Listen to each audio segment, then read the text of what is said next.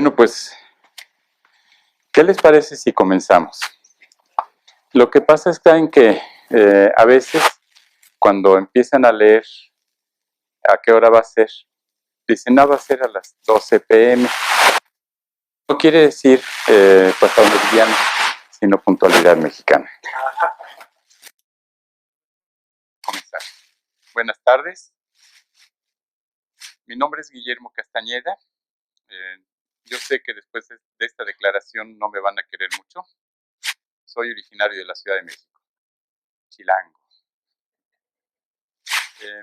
Hice mis estudios en la Universidad Nacional Autónoma de México, allá por los años del 68. Así es que pues, tengo un poquito más de 51 años de estar trabajando en esto. Posteriormente, por allá por el 79, y no quiero decir la antigüedad, porque se oye muy feo, por el 79 hice mis estudios de hipnosis clínica y desde entonces también he estado trabajando en ella. Empezamos, muchas de las veces cuando nos dicen, bueno, ¿y se vinieron ustedes por el terremoto? No, tembló porque nos venimos, fue el mismo año. Pero bueno, ya estamos aquí. He venido trabajando también como consultor de empresas por muchos años. Como consultor de empresas he estado asesorando a empresas, en las maquiladoras, por ejemplo, no sé cuántas fueron, más de 200 que estuve asesorando, para ayudarlos en la formación de equipos de trabajo, para ayudarlos en la formación de líderes, para ayudarlos en manejo de conflictos y muchas cosas más. Pero bueno, quiero compartir con ustedes un poquito acerca de lo que es el uso de la hipnosis clínica. El uso de la hipnosis clínica es extraordinariamente positivo y vamos a verlo en esta forma. Les voy a pedir un primer favor. Les voy a pedir que cierren los ojos y cuenten del 5 al 1. No los abran hasta que yo les diga. Bien. Ahora cuando los abran, vean abajo de su asiento y van a ver ustedes un montón de maíz. Ustedes se han convertido en unas gallinas. Ven ustedes un montón de maíz. Vean abajo de su asiento. Y hay entre el maíz esas lombrices también. Y son muy apetitosas. Bueno, esto es lo que generalmente se cree acerca de la hipnosis. La gente piensa, y esto es enseñado por los hipnotistas teatreros, la gente piensa que la hipnosis es esto, que la hipnosis es pura diversión. La gente piensa que, por otro lado, en estos casos me convierto en Aquarius de Amazonia. ¿Sí? Entonces, pero la gente piensa eso. Y se ha dado muy mala publicidad a la hipnosis. Recibí en estos tiempos, ahora que hice la invitación para esta plática, un mensaje en donde me advertían que tuviera yo cuidado, que tuviera cuidado de que Jesús me ama, porque poner la mente en blanco hace mucho daño y previniendo a la gente. La verdad es que no conozco, o tal vez conozca alguna persona que ponga alguna vez la mente en blanco. Estoy hablando de Peña Nieto, pero de otra forma no se puede tener la mente en blanco. No hay forma. Porque simplemente si yo digo, ya tengo la mente en blanco, pues ya no la tengo en blanco. Porque ya tengo la idea de que tengo la mente en blanco. Entonces, eso no es cierto. Es uno de los grandes mitos. Por eso, vamos a ver qué es la hipnosis. Ahí está. Lo primero que vamos a hacer es, ¿qué es la hipnosis? Y es más fácil explicar la hipnosis explicando lo que no es. Las personas piensan que durante el proceso de hipnosis la gente se duerme. De hecho, Hipnos quiere decir sueño, que es la raíz etimológica de hipnosis. No es cierto. La gente que está en hipnosis no se duerme, está despierta y está además consciente. Lo que pasa está en que en estos espectáculos de hipnosis teatral, que por cierto es muy divertida, también acudo yo a esos espectáculos y me divierte, pero me disgusta que se dé esta imagen falsa de la hipnosis. Pero la gente piensa que cuando está en ese estado va a hacer todo lo que se le diga, porque la gente que sube a los escenarios hace todo lo que se le pide. Pero fíjense ustedes muy bien en lo que pasa. Hay dos aspectos. Uno, que el hipnotista contrata a paleros. Esos paleros fingen estar hipnotizados. Y hay una razón que es para que en el teatro presume que ha hipnotizado a 2 personas o 3 personas o más, y estas actúan como hipnotizadas, la gente que está alrededor dice, sí puede, definitivamente sí puede, entonces confía y procede entonces la hipnosis. Ahora, de las personas que sí son hipnotizadas, porque sí es cierto, las personas que llegan a subir, aparte de los paleros, aparte de ellos, las personas que suben sí están hipnotizadas, pero no van a hacer todo lo que se les pida, de ninguna forma, de ninguna manera. ¿Por qué? Porque, ¿quién de ustedes ha bailado la bala? Cuando van a una quinceañera, a una boda, y es muy divertida. ¿Quién de ustedes quiere ahorita pararse a bailar en un pie? No, ¿verdad? Porque no es el entorno adecuado, no es el ambiente apropiado. Entonces, cuando la gente sube, aún estando hipnotizada, está ahí porque quiere divertirse, porque sabe que va a hacer algo que le van a pedir y que lo va a hacer. Sin embargo, si ustedes se fijan, hay otras personas que subieron también y están así, y no se paran. Esas personas sí subieron y están hipnotizadas también, pero no quieren. ¿Por qué? Porque hay un control. ¿Por qué? Porque la persona que está hipnotizada dice, esto lo quiero hacer y esto no lo quiero hacer. Cuando nosotros vamos a bailar en un pie o a hacer una ronda, lo que sea, sabemos a qué vamos y lo queremos hacer. Y yo no lo hago muy bien, pero lo hago también. Entonces, esto es a lo que yo me refiero. La gente que está ahí es porque está hipnotizada. Pero vamos a explicar lo que es verdaderamente la hipnosis. La hipnosis es un estado de conciencia diferente. Voy a tratar de explicarlo en frecuencias. Cuando nosotros estamos en estado de alerta, como todos estamos en este momento, no estoy hablando de la Casa Blanca. Cuando todos estamos en estado de alerta, entonces estamos en una frecuencia principalmente que le llamamos frecuencia beta.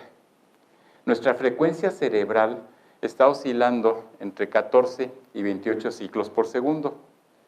Cuando eso es la frecuencia que estamos manejando, mientras más relajados estemos, entonces nuestra frecuencia es más baja. Cuando acudimos a una sesión de meditación, una sesión de relajación, estamos 14 o muy cerquita ciclos por segundo. Si en un momento dado aumenta nuestra frecuencia, también aumenta nuestro estado de alerta. Por ejemplo, ustedes han escuchado o han visto personas que tienen un ataque de ansiedad, un ataque de pánico, un ataque de furia. Esa persona sobrepasó los 28 ciclos por segundo. Al sobrepasarlo, entró a otro nivel de frecuencia que se llama frecuencia gamma. Y ya no tiene control sobre ella, ya perdió el control. Hacia abajo de esos 14 ciclos por segundo hay 3 rangos de frecuencia más. Uno de ellos principalmente es entre 7 y 14 y a ellos se le llama la frecuencia alfa. Quien haya escuchado hablar sobre control mental o algo parecido, sabrá de lo que estoy hablando.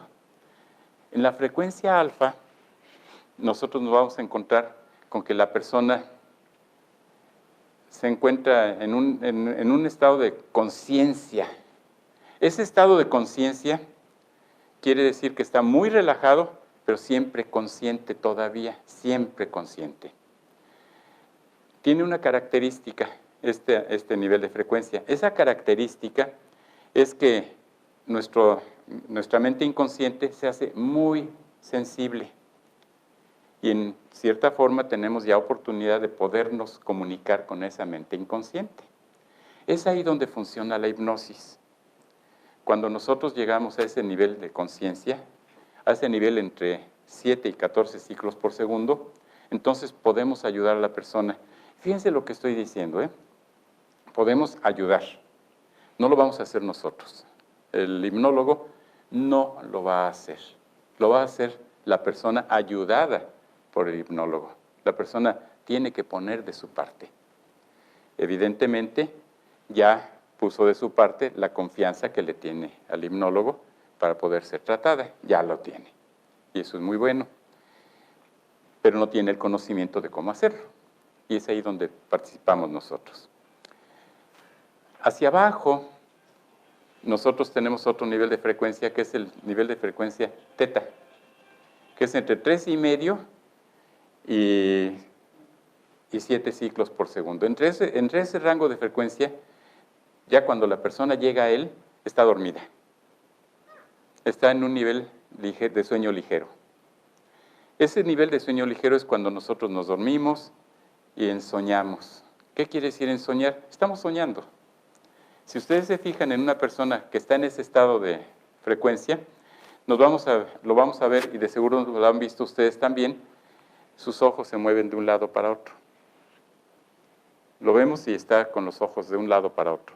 A eso se le llama movimiento ocular rápido, o REM en inglés. Esa persona está soñando. Cuando baja la frecuencia, baja al nivel delta. Este nivel delta es un nivel que está hasta 3,5 ciclos por segundo. Esa persona se encuentra en sueño profundo. Sueño profundo significa que la persona está recuperando sus energías nerviosas, sus energías psicológicas. Entonces, se produce un sube y baja, un ciclo, que se repite cada 90 minutos. ¿Qué es lo que pasa cuando la persona está interrumpiendo ese ciclo? Le llamamos un problema de sueño. Problemas de sueño que le van a impedir que se pueda recuperar ampliamente y durante el día se va a sentir cansado. Entonces, todos los días pasamos por ese rango de 7 a 14 ciclos por segundo. Nada más que no nos podemos quedar ahí, es otra de las características. Cuando estamos en hipnosis, sí mantenemos a la persona en ese rango. Ahora, déjenme decirles también, cuando una persona en ese nivel es posible que pueda comunicarse con su mente inconsciente, y cuando nos comunicamos con su mente inconsciente vamos a entender también que esa mente inconsciente es la responsable de la mayor parte de nuestras respuestas ante la vida, de la mayor parte de nuestras actitudes, la mayor parte de nuestros sentimientos. Y estamos hablando prácticamente de un 95%. Por eso cuando dicen utilizamos el 5%, no es real, no es cierto. El 5% de nuestra mente no lo utilizamos. Lo que pasa está en que ese 5% es lo que realmente decidimos nosotros en nuestra vida, pero no es que no estemos utilizando el resto, siempre estamos utilizando el 100%. Entonces, nosotros incidimos en esa mente inconsciente para ayudar a la persona a superar problemas clínicos incluso, y déjenme explicarles también por qué.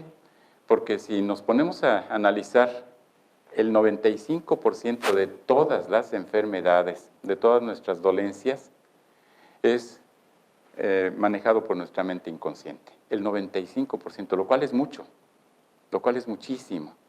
Por eso podemos ayudar. Decimos también, No, pues es que tiene un problema, qué sé yo, cardíaco. Bueno, obviamente no es originado por nuestra mente inconsciente, pero nuestra mente inconsciente está atentando contra él, está boicoteando a la persona. ¿Cómo y en qué forma la boicotea? Baja sus niveles en el sistema inmunológico y una enfermedad oportunista se hace cargo de la persona y se enferma. Y dice, no, pues es que fue un microbio, fue un virus, fue... Sí, es cierto, pero ese microbio, ese virus, ese agente externo pudo entrar porque nuestro sistema inmunológico se deprimió, se bajó y no lo reconocemos así. Entonces, vamos a ver entonces cómo podemos verdaderamente ayudar en todo ese proceso y cómo nosotros como hipnólogos no debemos trabajar a una persona, no debemos trabajar un padecimiento de una persona si no antes ha sido verificado por un médico. Porque muchas de las veces tenemos un problema fisiológico ante nosotros y nos sentimos todopoderosos y decimos, yo le puedo ayudar. No, no necesariamente. Si es un problema fisiológico, podemos ayudarlo en apoyarlo a que su sistema inmunológico sea mejor, lo podemos ayudar a que pueda procesar emocionalmente mejor su situación y tener una recuperación más rápida, pero el médico lo tiene que atender, evidentemente. Ahora, ¿cuál es la diferencia entre un hipnotista y un hipnólogo? La diferencia es, el hipnotista sabe hipnotizar. Yo les puedo enseñar a todos ustedes ahorita, en media hora, a hipnotizar. Es bien fácil hipnotizar, bien fácil. Pero ya que está hipnotizada la persona, como dice el Chapulín, ¿no? Bueno, los del Chapulín Colorado, ¿y ahora quién podrá ayudarme? No cualquiera. Me pasó a mí, tenía mi consultorio hace unos años allá en Ciudad Juárez, y fueron a verme unas personas del Cebetis. Me dijeron, ¿sabe qué? Tenemos necesidad de ayuda. Sí, dígame. Es que contratamos a un hipnotista en un evento que tuvimos ahí en la escuela. Y uno de los muchachos se quedó dormido. Pues despiértenlo. No, queremos que vaya usted. Pues les voy a cobrar. Sí, pero queremos que vaya. Bueno, llegué, me le quedé mirando, le sacudí el hombro y le digo, despiértate. Se despertó. Y cobré. Ahora, ¿por qué pasó eso? Y me ocurre con mucha frecuencia en el consultorio también, de que la persona no quiere abrir los ojos. Y no los quiere abrir porque no quiere, porque se siente a gusto, no porque no los pueda abrir. Se siente a gusto. Algunos me dicen, me lo voy a llevar a mi casa. Ándele pues. Entonces, este es cómo funciona. Ahora,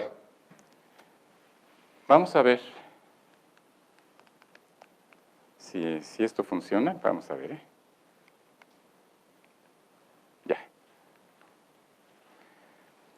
¿Para qué funciona la hipnosis? Para controlar la ansiedad, que es uno de los principales problemas que existe, la ansiedad. Mucha gente nosotros vemos que está ansiosa. Es como si tuviera hormigas en los pies, hormigas que le recorren el cuerpo, sudoración y no sabe ni qué hacer. Esto es factible. Primero, ya subió su frecuencia cerebral, está arriba. Ahora, que se puede trabajar, e indudablemente se puede trabajar, es lo que más trabajo generalmente. Depresión, hay que entender lo que es la depresión. Muchas veces decimos, estoy en la depre. Pues no es cierto, no está en la depre. Porque para que una persona realmente sea calificada como deprimida, tiene que cumplir con varios puntos en particular. Tiene que haber pasado un tiempo de ese estado. Entonces, ¿pero qué es lo que pasa cuando acude esa persona que está triste nada más? Que se le llama a ese proceso distimia. Esa persona que está triste nada más le relata a su médico, no estoy en contra de ningún médico, pero es uno de los recursos más usados. Le relata a su médico, fíjese que estoy deprimida. El médico no tiene necesidad de conocer a fondo lo que es la psicología, pero le dice, bueno, pues entonces vamos a recetar antidepresivos. Y ese antidepresivo, que por cierto, les pueden ayudar los garbanzos, ¿eh? Si comen garbanzos les va a ayudar también. Pero ese médico, al recetar el antidepresivo, va a encontrar varios problemas. Primero, que el antidepresivo sirve para controlar ciertas sustancias en nuestro cerebro que se llaman neurotransmisores. Lo que pasa está en que los antidepresivos son específicos. Entonces van a controlar cada uno de ellos un determinado neurotransmisor. Ese denominado neurotransmisor, que déjenme explicarles también lo que es. Cuando nosotros tenemos la conexión entre neuronas, que son las células nerviosas, que por cierto tenemos unos cuantos billoncitos de neuronas, y cada una de ellas tiene capacidad hasta para 10,000 conexiones, es que imagínense. Cuando esas neuronas se conectan entre sí, no es como un enchufe eléctrico, que se mete una clavija y ya, o se pusieron dos juntas así. No, se conectan a través de unas placas que tienen las dendritas, que son las conexiones en realidad, las derivaciones de la neurona, y las placas se ponen una frente a la otra, están una frente a la otra, pero no hay contacto físico. Ese ponerse una frente a la otra, una le manda el mensaje nervioso vía un neurotransmisor, que puede ser serotonina, que puede ser dopamina, que puede ser todas las minas del mundo. Entonces, le manda ese mensaje, la otra lo capta, a su vez lo transmite a la siguiente, y a su vez la siguiente es en 10 milésimas de segundo o más, 100 milésimas de segundo el proceso, y se logra la conexión nerviosa. La depresión consiste en que esa transmisión nerviosa se hizo mucho más lenta. ¿Por qué? Por la carencia de ese neurotransmisor específico. Cuando esto ocurre, entonces, si damos un antidepresivo, primero tenemos que atinarle. A ver, ¿cuál es el mensajero? ¿Cuál es el neurotransmisor que está faltando? Para saber entonces que nuestras neuronas generen otra vez este neurotransmisor. Y para saberlo hay que probar uno y otro antidepresivo, con sus perjudiciales efectos secundarios. Ahora bien, cuando esto ocurre, para entonces ya la persona se encuentra en un proceso peor. No estoy en contra de los antidepresivos, no estoy en contra para nada de ellos. Yo creo que son muy necesarios en ocasiones. Ahora, pero no debemos apoyarnos únicamente en el antidepresivo. Este tiene que ser de corto plazo, máximo plazo 6 meses, durante 6 meses, y eso ya es muchísimo. Eso ya es muchísimo. Entonces, tiene que estar acompañado de otro tipo de terapia. Yo, de hecho, cuando trabajo con la depresión, prefiero que trabaje sin antidepresivos, pero si ya les están usando, yo no soy quien, legalmente hablando, para decirles, dejen de tomarle antidepresivo. Yo no puedo hacerlo. Ahora, tiene sus consecuencias el dejar de tomar el antidepresivo súbitamente, porque entonces los efectos secundarios se hacen más todavía, más evidentes, y se agrava la situación. Entonces, por eso es que hay que, aquí me están monitoreando, por eso es que tiene que irse retirando paulatinamente, y eso solo un médico lo puede hacer, evidentemente. Ahora, nos sirve también para los ataques de pánico. ¿Cuántas y cuántas personas han acudido al servicio de emergencias? Y en el servicio de emergencias lo meten de inmediato, previo pago de $3,000, lo meten de inmediato a revisiones exhaustivas. Y una vez que los han revisado, Entonces le dicen, ¿no tiene nada? Es que me estoy muriendo, tengo un ataque cardíaco, tengo no sé cuántas manifestaciones. Pues sí, pero no tiene nada. Y le dan sus ansiolíticos. Bueno. Entonces, para eso funciona la hipnosis también. Ya hablamos de qué es y qué no es la hipnosis.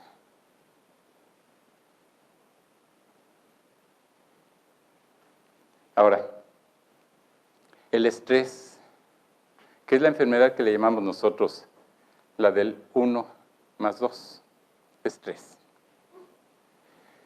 Esta le han dado en llamar la enfermedad del siglo. Es una enfermedad en la que, y sí es enfermedad, es una enfermedad en la que los niveles de cortisol en nuestro organismo se elevan.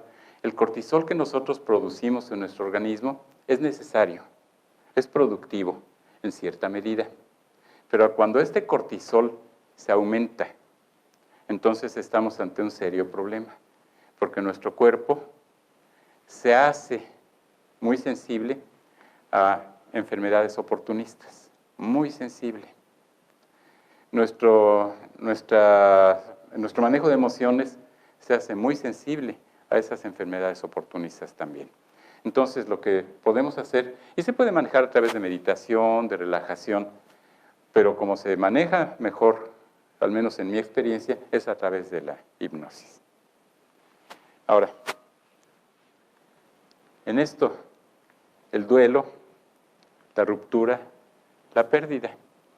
Nos vamos a encontrar con las personas que han perdido algo importante para ellas, que puede ser una persona amada, que puede ser un trabajo que valoraba mucho, que puede ser dinero, una muy buena cantidad de dinero, que puede ser la sustracción o destrucción de un bien muy preciado, que puede ser la pérdida de la salud. Entonces, todo ello nos puede producir el duelo. El duelo, si es bien manejado con ayuda psicológica, puede llegar a durar 1.5 años, 2 años. Si la persona lo puede manejar bien, también puede ser eso. Lo que pasa está en que muchas veces la persona no lo sabe manejar. Y al no saberlo manejar, se prolonga y se queda atorada en una de las etapas del duelo. A saber, las etapas del duelo son, la primera es la incredulidad, la negación. El hecho de decir, no lo puedo creer, estaba yo hablando con él o con ella, apenas ayer o apenas ahora, y ya no está. Entonces, tiendo a no creerlo, tiendo a sentir que la persona que estaba conmigo todavía está ahí. Entonces, mi inconsciente trata de negarlo y sufre mucho al darse cuenta de que no es así, aunque no necesariamente es muy consciente de que no está ahí. Es más una sensación de dolor. Enseguida, y no necesariamente enseguida, sino que puede ser hasta simultáneo o previo, está la etapa de la ira. Me encuentro enojado enormemente. ¿Con quién? Con quien se me ponga enfrente. Me encuentro enojado con los médicos, me encuentro enojado con Dios. ¿Por qué no estás aquí? ¿Dónde estás? ¿Dónde estás? ¿Por qué permitiste esto? ¿Por qué me hiciste esto? Me encuentro enojado conmigo por no haber hecho lo que debía haber hecho, que yo siento que debía haber hecho, no necesariamente es así, pero que yo siento que debía haber hecho. Entonces hay un dolor indecible, un dolor tremendo. Me encuentro enojado con las circunstancias, me encuentro enojado con la persona que se fue, por no cuidarse, me encuentro enojado por múltiples razones.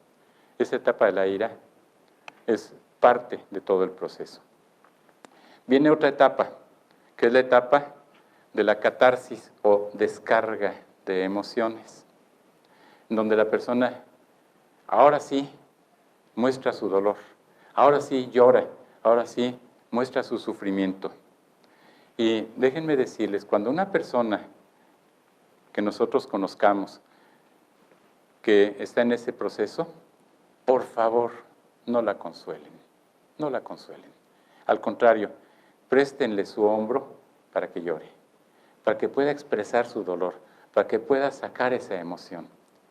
Es como si tuviéramos nosotros un pozo en nuestro interior, en nuestro corazón, un pozo de lágrimas, un pozo que se tiene que secar, porque si no nos va a atorar en el proceso.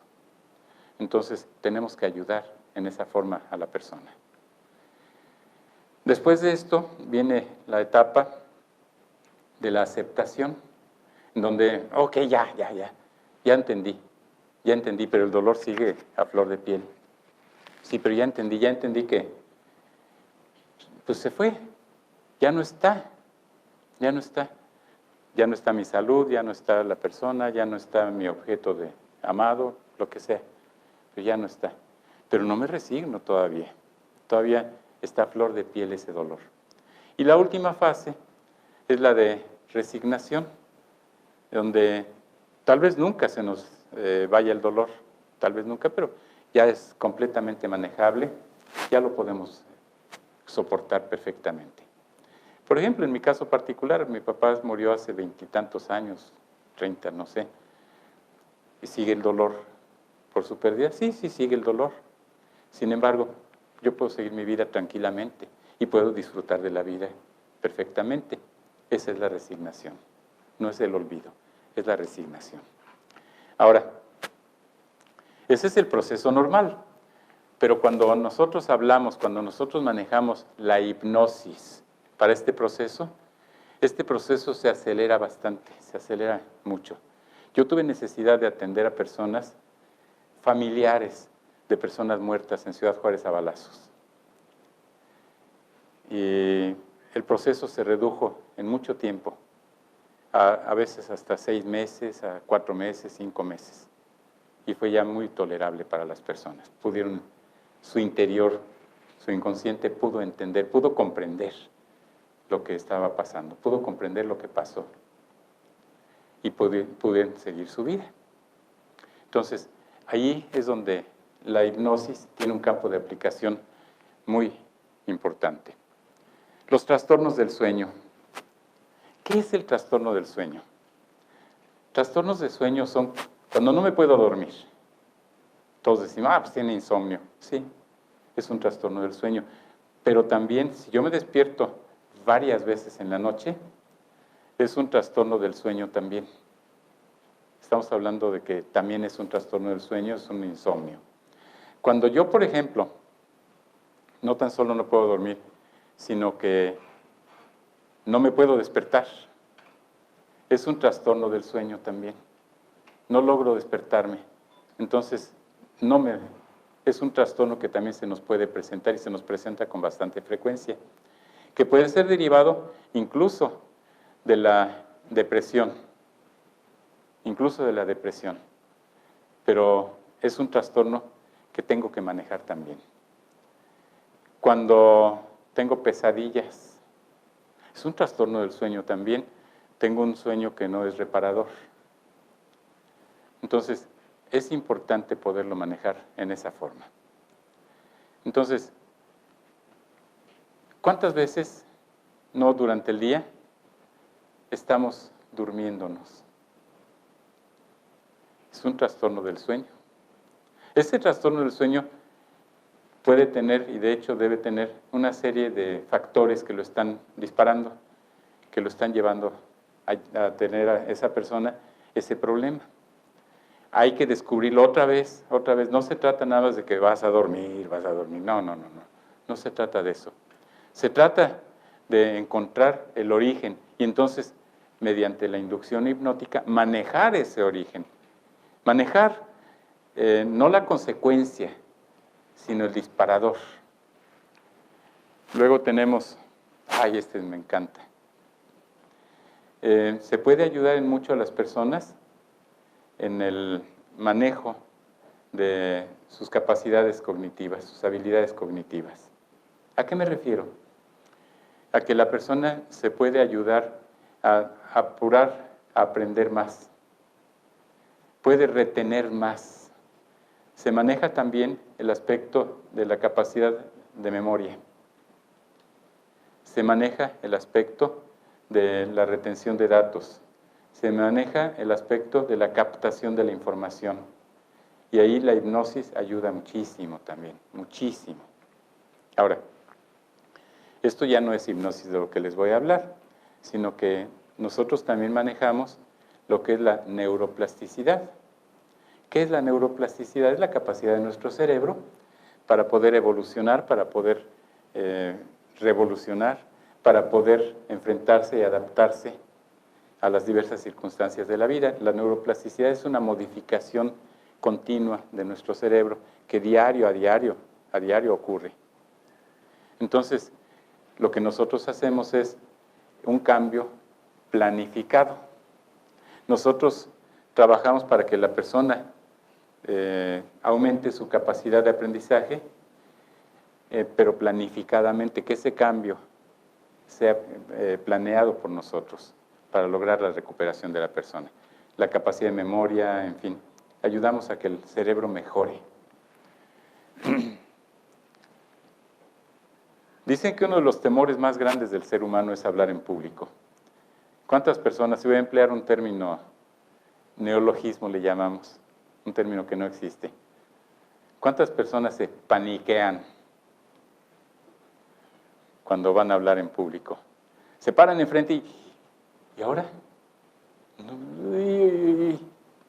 Muchas personas.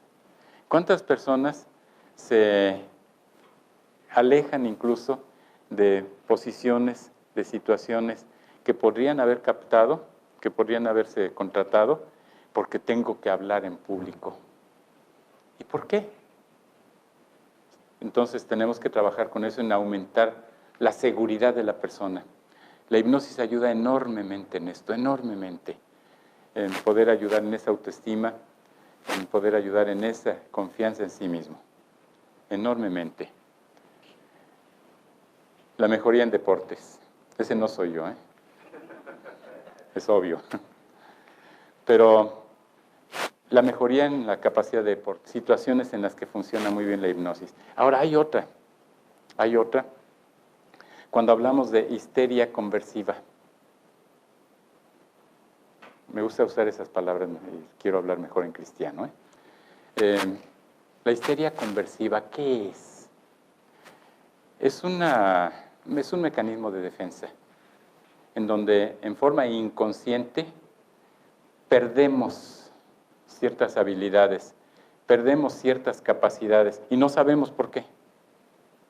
Tenemos que investigar su origen. Por ejemplo, una persona que de repente se despierta y dejó de ver, quedó ciega esa persona. La llevan con el médico de inmediato y el médico le revisa los reflejos oculares, le revisa todo y dice, no tiene nada, MRIs, lo que ustedes quieran, no tiene nada, absolutamente nada. Es cuando entra el hipnólogo en acción. Si no tiene físicamente, orgánicamente un problema, ahí es donde entramos nosotros. Analizamos otra vez, investigamos, y resulta que esa persona tenía necesidad de hacer una presentación muy importante en su trabajo, pero tenía mucho miedo a poder enfrentar la situación. Esa persona iba a ser presentada a su suegra. No, pues así ya no puedo verla. Ajá. O cosas que está tratando de evadir, de evitar. Su inconsciente dice, bueno, tú no puedes decir que no, porque te vas a ver muy mal. Pero yo sí te puedo decir que no veas para que no lo hagas. Es el mismo caso de personas que súbitamente pierden la capacidad de mover las piernas, de ponerse de pie, la capacidad de oír. Pierden capacidades, pierden habilidades, súbitamente. Una vez me llevaron una persona en silla de ruedas. No sabían qué tenía, porque no no le detectaron nada a los médicos. Entonces, cuando llega conmigo, la investigué, hice el análisis y todo, trabajé con el origen del problema, salió empujando su silla de ruedas. Todos, ¡ay, es brujo! Pues no, ya tiré mi calavera con su velita arriba, ya no. Entonces, no es brujería, no es magia, eso no existe. Pero sí existe la capacidad de nuestro cerebro. Como dicen, Dios no hizo la hipnosis. No, pero hizo a los hipnólogos. Entonces, por eso trabajamos, ayudados por Él, por supuesto. Entonces, por eso es que es bien importante, muy importante poder comprender, poder entender todo para poder ser mejores cada día. ¿Alguna pregunta? Híjole, qué buen presentador soy. Por favor, Néstor. Doctor, ¿puede explicar, o nos puede explicar la diferencia entre subconscious, subconsciencia y conciencia? Bueno, inconsciente es cuando no está no está manejando la realidad. Nuestros pensamientos son inconscientes. Nosotros no podemos acceder a ese inconsciente, tampoco al subconsciente. Es una terminología principalmente, básicamente es terminología, porque subconsciente le llaman a lo que está abajo de la conciencia. La verdad es que a mí no me importa dónde esté, si está arriba o abajo, pero no está en la conciencia. Es terminología nada más. ¿Alguna otra pregunta? Doctor, para una persona tener la capacidad de poder hipnotizar o hacerse hipnólogo, ¿tiene que tener ciertas características o cualquier persona lo puede hacer? Muy buena pregunta, ¿eh? Cualquier persona que tenga los conocimientos psicológicos puede serlo. Cualquiera. Pero tiene que tener los conocimientos psicológicos y, por supuesto, la habilidad para poderlos manejar. Pero sí, cualquiera. También decía eso Pedro Infante, cualquiera puede cantar. ¿Qué otra pregunta? Bueno, hace rato alguna persona me preguntó sobre si podíamos trabajar la incontinencia urinaria.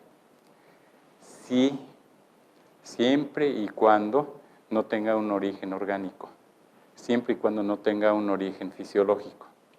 Cuando eso ha sido descartado, sí se puede, indudablemente. ¿Qué más? ¿Qué otra pregunta? Doctor, buenas tardes. ¿A una persona con depresión le puede ayudar y con ansiedad? Sí, de hecho la depresión y la ansiedad van de la mano, se presentan de la mano.